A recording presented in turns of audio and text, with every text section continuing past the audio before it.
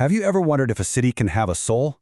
Well, today, we're going to see how you can literally read a city's story in its buildings. We're heading to Tartu, Estonia, to uncover this incredible tale of fire, wisdom, and survival, a story that's written in stone and spirit.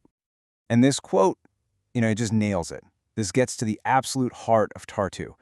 It's not some city full of flashy, overpowering monuments. No, its meaning is quieter, something you find in the thoughtful layers of its history. So how exactly does a city write its own story? Well, in Tartu, the answer is everywhere you look. It's this powerful narrative of resilience, of a place that was tested by fire again and again, but always rebuilt. And each time, it added a brand new chapter to its identity. Okay, let's dive right in at the beginning. We're starting with Tartu's earliest foundations, these simple settlements that were really just shaped by the landscape and the basic need for shelter. This is where the very first words of its story were written. And right here, this is where everything changes. You see this massive shift in the architecture. It goes from these temporary wooden huts built just for survival to permanent stone structures that were all about projecting power. And this wasn't just a change in building materials. It was a total change in mindset, from just trying to exist to building a legacy that would last. This new way of thinking really found its voice in the Gothic style. I mean, just picture it. These tall, imposing buildings just soaring towards the sky. Structures like the Tartu Cathedral, which is in ruins now, were incredibly powerful statements. They were declaring the city's place in the wider European world and showing off the immense religious and political might of the time. But here's the thing about Tartu. Its story isn't some simple, straight line of growth. The city's real identity was forged in this relentless cycle of destruction and rebirth.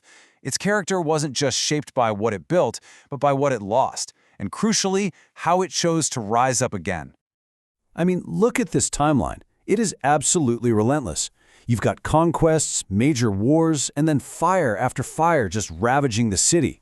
The final, devastating blow came in 1775 with a fire so huge it completely wiped out the city center, leaving, well, pretty much a blank slate. So, this is the crucial point, right? Just imagine that for a second. Everything is gone. It's an unbelievable tragedy, of course, but it's also a profound opportunity. What do you choose to build? What ideas, what values are going to guide the new city as it rises from the ashes?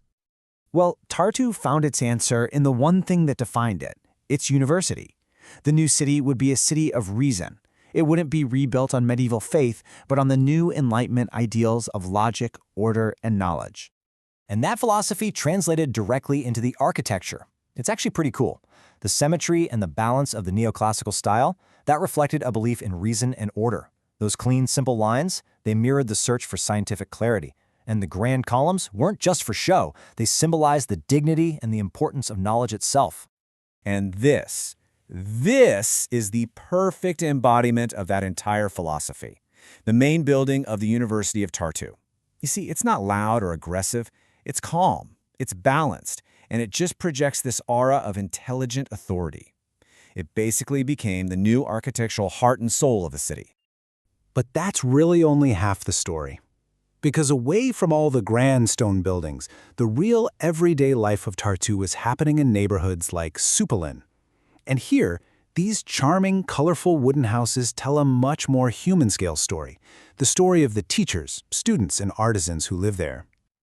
All right, so now we jump into the 20th century, which brought a whole new set of immense challenges. World War II caused even more damage, and the Soviet era that followed imposed a completely different architectural and ideological vision on the city. And what came next was another dramatic shift. Soviet architecture was all about function and standardization over everything else. It was an ideology of collective efficiency you could see in these vast, uniform concrete housing blocks.